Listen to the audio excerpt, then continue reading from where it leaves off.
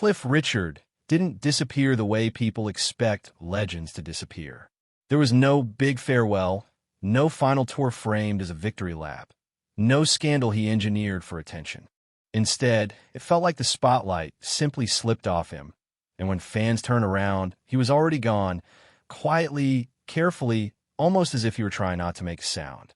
That silence confuses people because Cliff's entire career was built on being present.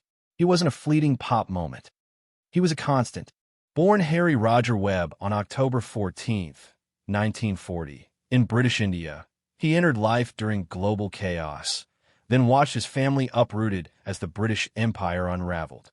They left not with glamour, but with necessity, crossing oceans on a crowded ship and landing in a colder, rationed England that felt like a different planet.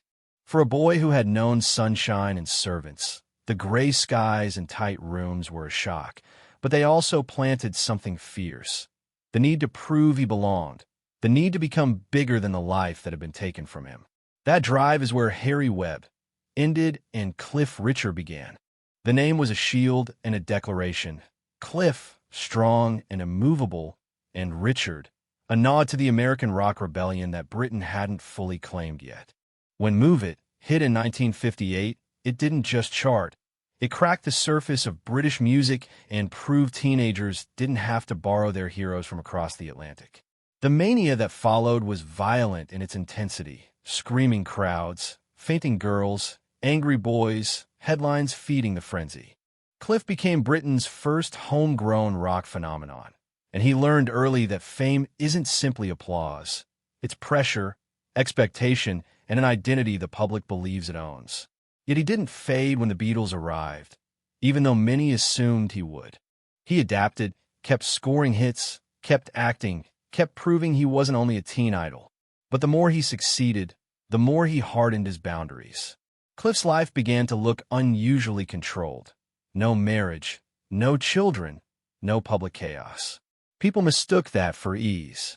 In reality, control is often a response to fear. Fear of losing yourself, fear of being exposed, fear of not being enough unless you perform the role perfectly.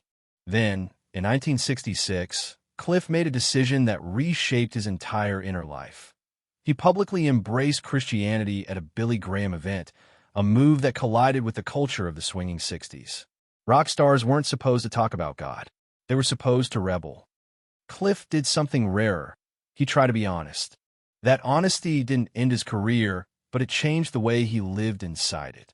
He became a man balancing two worlds, the demands of the public stage and the demands of private conviction. And when a life is built on carefully protected boundaries, the most dangerous thing isn't aging out of fame. It's what happens when those boundaries are broken. For all the noise that surrounded Cliff Richard's career, his private life was defined by what never happened. He never married. He never had children. There were no tabloid weddings, no messy divorces, no public confessions timed to album releases. Instead, there was a long, disciplined silence that invited speculation but revealed very little. To the outside world, Cliff looked untouched by the chaos that swallowed so many stars of his era. But silence is not emptiness. Often, it is where the heaviest stories are stored. Over time, it became clear that Cliff's emotional life did not lack depth. It lacked resolution. The kind of heartbreak that shaped him wasn't explosive or scandalous. It was slow, private, and permanent. For decades, he carried the weight of loving deeply without ever fully claiming a life of his own. That choice, or perhaps that fate, gave him stability in public and loneliness in private, a trade-off he rarely spoke about until much later. His closest relationships were formed in the world of music, where intensity can feel like intimacy and shared stages can blur emotional lines. None mattered more than his bond with Olivia Newton-John.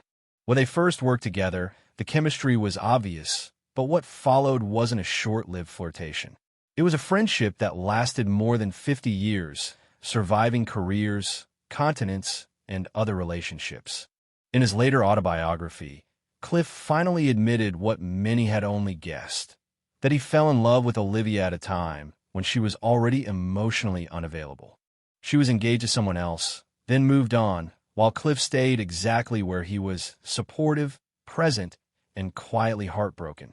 It is the most difficult position to occupy, close enough to love, too far to keep. That kind of love doesn't explode and disappear. It settles into the bones and becomes part of who you are. It can shape every decision that follows, including the decision not to marry anyone else. Cliff didn't turn bitter. He didn't lash out. He did what he always did. He contained it. He turned discipline into a survival skill. The public interpreted his restraint as moral purity or emotional simplicity. But in reality, restraint was the price of continuing to function.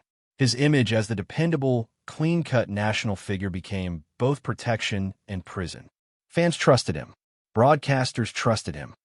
Charities trusted him.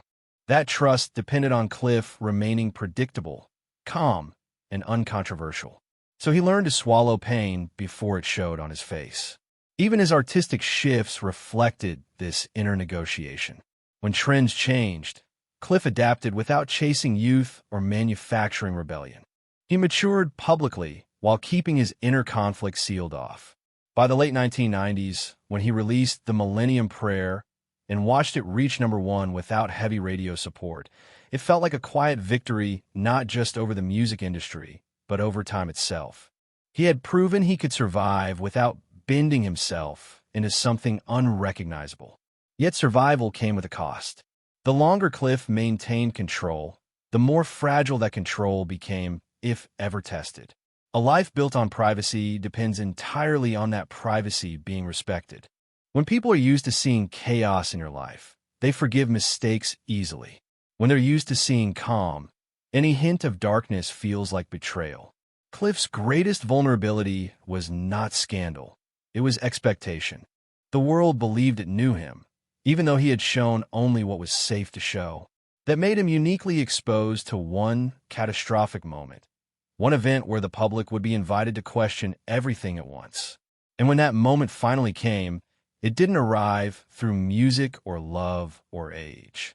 It arrived through a camera lens hovering over his home, turning suspicion into spectacle and transforming a man who had spent his life controlling the line between public and private into someone who no longer felt safe inside his own walls.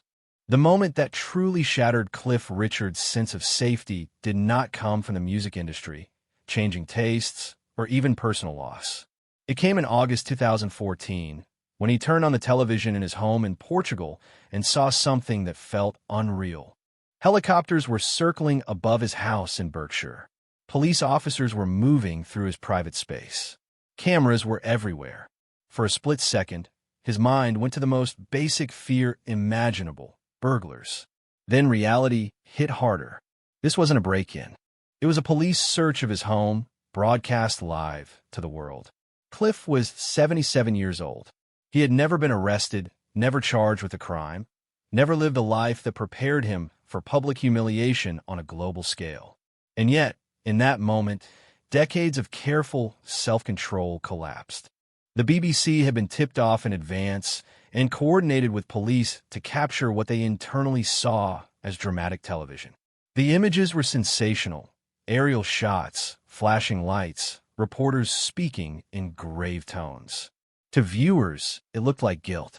To Cliff, it felt like annihilation. What made it worse was the reason behind it all. The search was based on a single allegation dating back to the mid-1980s, connected to a Billy Graham rally. There was no charge. There was no trial. There wasn't even corroborating evidence. But none of that mattered in real time. The visual narrative had already been written, and Cliff was trapped inside it. He later described collapsing to his knees in his kitchen, sobbing, convinced his life was over. Stress flooded his body. He couldn't sleep. He lost weight rapidly. He developed shingles, a condition often triggered by extreme emotional strain. His arms sometimes felt too weak to lift. The house he had once considered a refuge now felt contaminated, as if every room had been poisoned by suspicion. This wasn't just embarrassment. It was trauma. The investigation dragged on for nearly 2 years, during which Cliff lived in a kind of suspended sentence. He was neither charged nor cleared, simply left to exist under a cloud. Every day brought new headlines, new speculation, new reminders that the world was watching him as a question mark rather than a person. When prosecutors finally announced that no charges would be brought due to insufficient evidence, the relief was hollow. The announcement was quiet, procedural, and unemotional. It could never compete with the spectacle of the raid itself. People remembered the helicopters, not the legal wording. Cliff understood something devastating in that moment. Innocence does not travel as fast as accusation. The damage had already been done. As if the search itself were not enough, the BBC's decision to submit its coverage for an award added a deeper layer of humiliation. To Cliff, it confirmed his worst fear, that his pain had been treated as content, his private terror as entertainment. He felt stripped not just of privacy, but of dignity. The stress pushed him into depression. Some days he couldn't face the idea of stepping outside.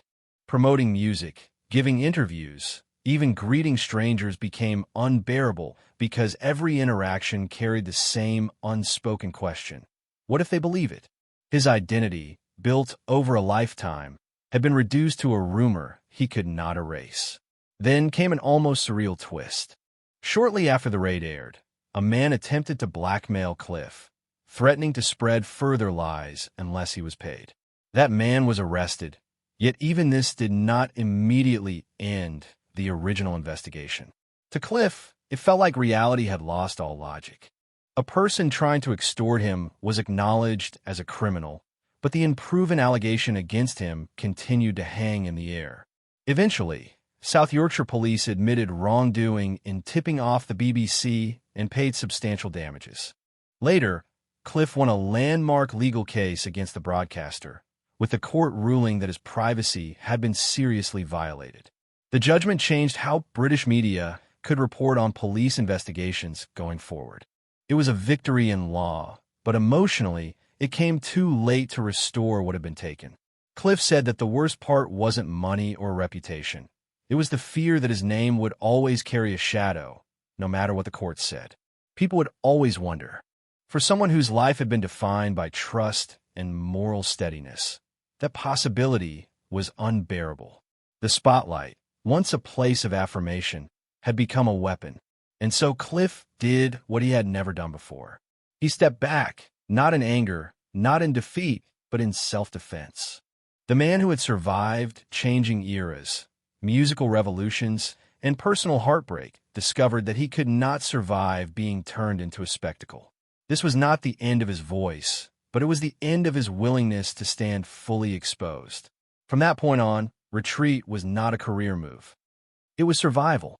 By the time the legal battles ended, Cliff Richard had technically won. Courts had ruled in his favor. Damages were paid. Apologies were issued.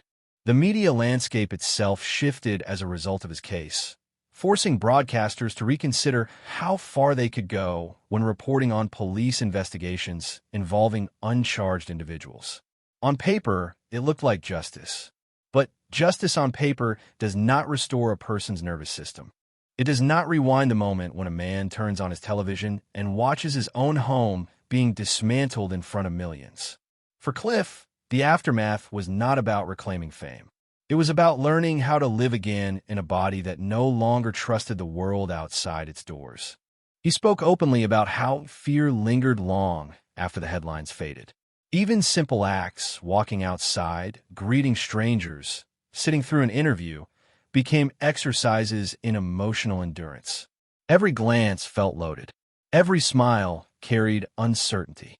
The spotlight, once a place of validation and connection, had become hostile territory, and that psychological shift explains more about his disappearance than any chart position ever could. Cliff's entire career had been built on managing boundaries. From a moment he reinvented himself as a teenager, he understood that survival in public life depended on knowing what to reveal and what to protect. He revealed talent, charm, discipline, faith. He protected doubt, loneliness, unresolved love. That balance allowed him to last where others burned out. But the raid destroyed that equilibrium. It told him, in the bluntest way possible, that no boundary was guaranteed. If his home could be turned into a stage, then nothing was truly private. And once that belief takes root, retreat stops being optional. It becomes rational. This is why Cliff did not respond with rage or counterattack. He responded with distance. He reduced appearances. He chose projects carefully. He stopped offering himself as a public figure who could be consumed without consequence. To some fans, this felt like abandonment. To Cliff, it felt like the only way to preserve what remained of his inner life. There is also the reality of age. Trauma lands differently when you are older.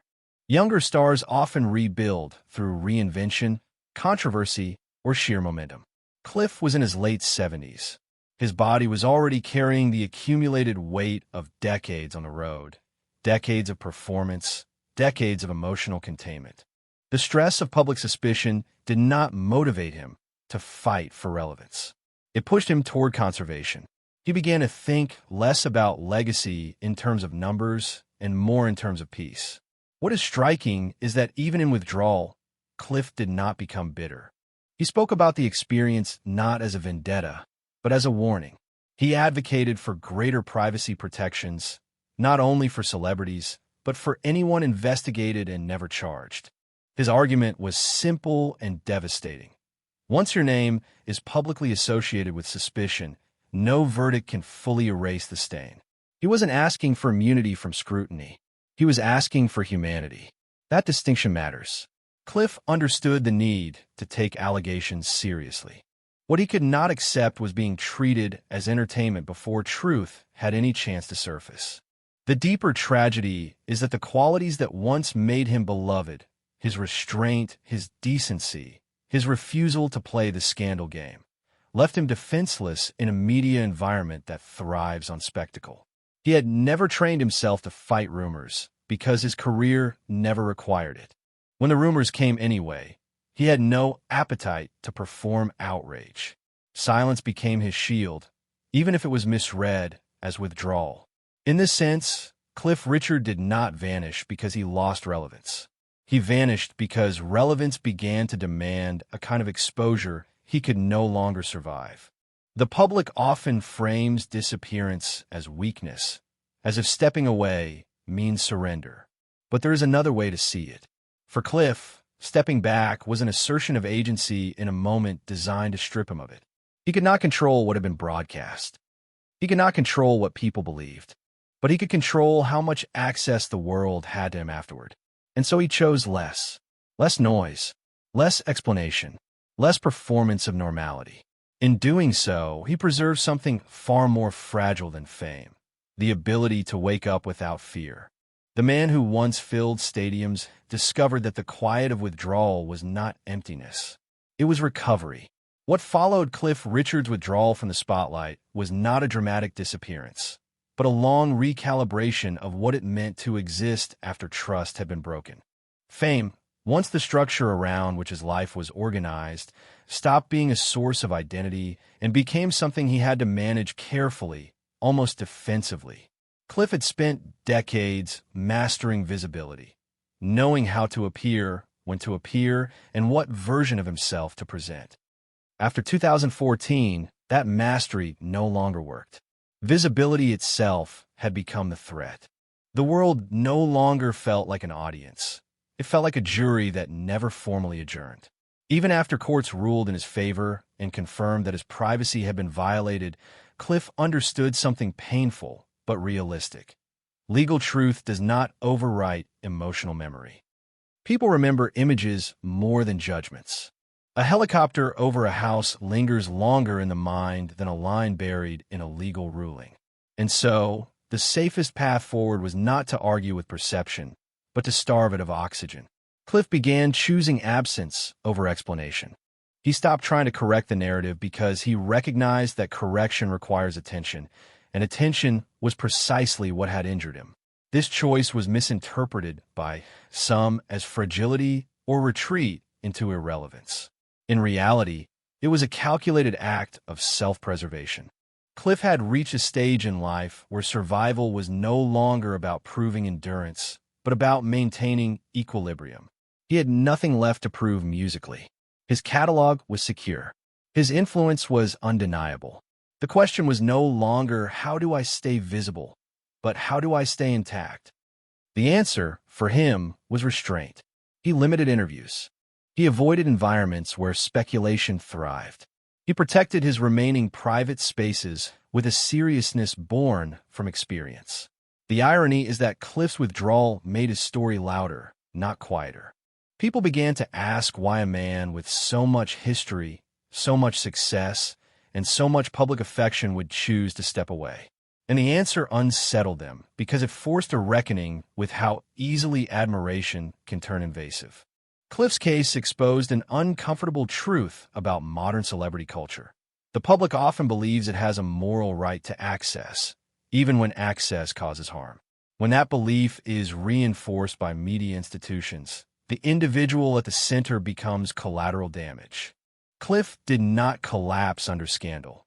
He recoiled from cruelty disguised as curiosity. In his later reflections, he spoke less about anger and more about exhaustion. The exhaustion of being watched without being seen, of being discussed without being known. He had lived a life of discipline, faith, and emotional containment. When the boundary protecting that life was breached, rebuilding required silence. This is why Cliff's later years feel quieter, more selective, more distant. They're not defined by absence of purpose, but by a shift in values. Peace replaced momentum. Safety replaced applause. He did not renounce music, but he refused to let music be the excuse for further exposure.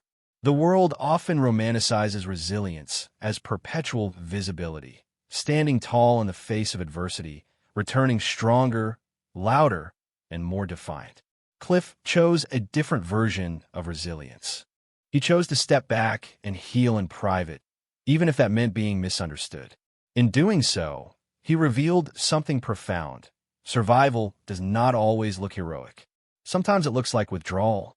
Sometimes it looks like choosing not to explain yourself to a world that has already decided to consume your pain. Cliff Richard did not vanish because he was broken. He vanished because he understood the cost of staying visible in a system that had already crossed a line. His story is not a cautionary tale about fame fading with age.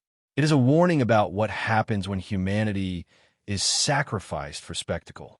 In the end, Cliff's retreat stands as his final act of control, not over charts, headlines, or public opinion, but over his own life.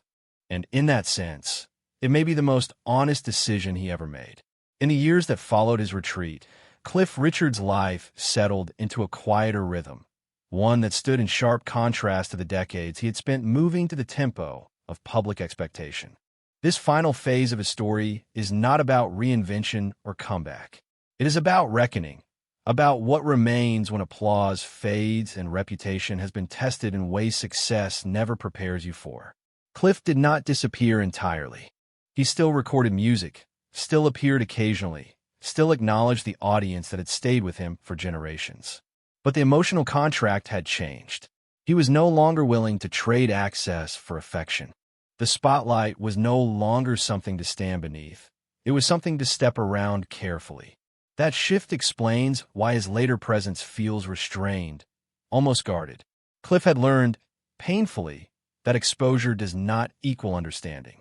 If anything, too much exposure can distort the truth until it becomes unrecognizable.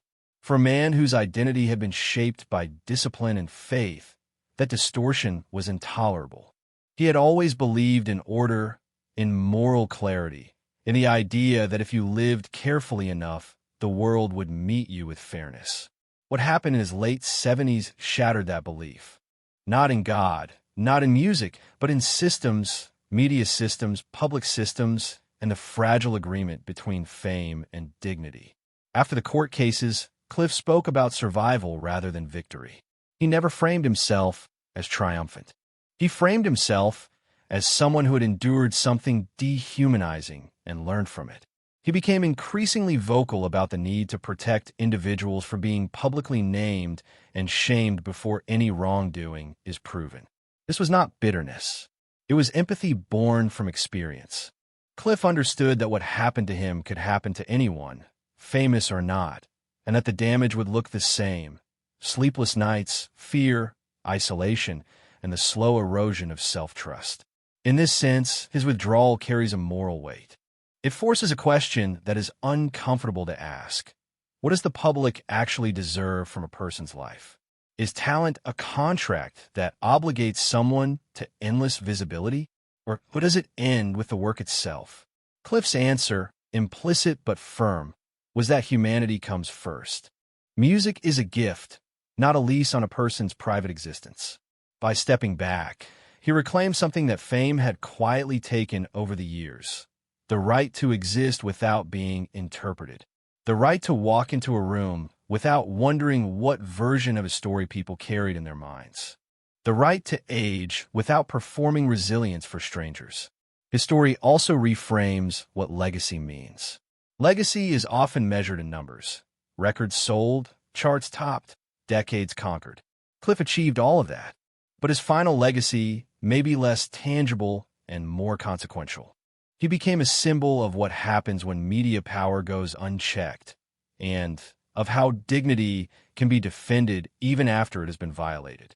The legal precedent his case helped establish continues to shape how investigations are reported in the UK. That impact will outlast any single hit song. Yet on a human level, the cost of that precedent was immense. Cliff paid with years of peace he will never recover. And that is the part people often overlook when they talk about him vanishing. He did not vanish because he wanted to be forgotten. He vanished because forgetting, even temporarily, was the only way to heal. In the end, Cliff Richard's disappearance from the spotlight is not a mystery. It is a conclusion. A man who spent his life giving the public consistency, comfort, and reliability finally chose to give himself the same care.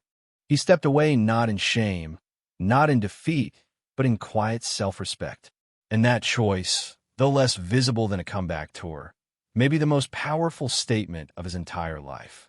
Cliff Richard's story, when viewed in full, does not end with applause or scandal, but with a decision. After a lifetime spent adapting to eras, expectations, and identities placed upon him, he chose something that fame rarely allows: distance. That choice can look like disappearance from the outside, but from within, it was an act of clarity. Cliff had given the public everything it had asked for: music, reliability, optimism, even access to his faith and values. What he had not given, and what was ultimately taken from him without consent, was his sense of safety. Once that was broken, returning to the spotlight was no longer a question of courage or relevance. It was a question of cost, and the cost was too high. His withdrawal forces an uncomfortable reflection on how easily society confuses curiosity with entitlement. Cliff did not owe the world an explanation for surviving trauma quietly. He did not owe constant visibility to validate his innocence or his worth. In stepping back, he rejected the idea that a public figure must endlessly perform transparency to be believed. Instead, he reclaimed the right to be ordinary in his private moments, to age without scrutiny, to live without the constant weight of interpretation. That reclamation is why his disappearance feels final and deliberate. It was not a pause before a comeback. It was a boundary drawn after decades of giving. And in that sense, Cliff Richard did not fade. He concluded his public life on his own terms. The man who once defined British pop longevity ultimately redefined success itself, not as staying seen forever, but as knowing when to step away and protect what remains.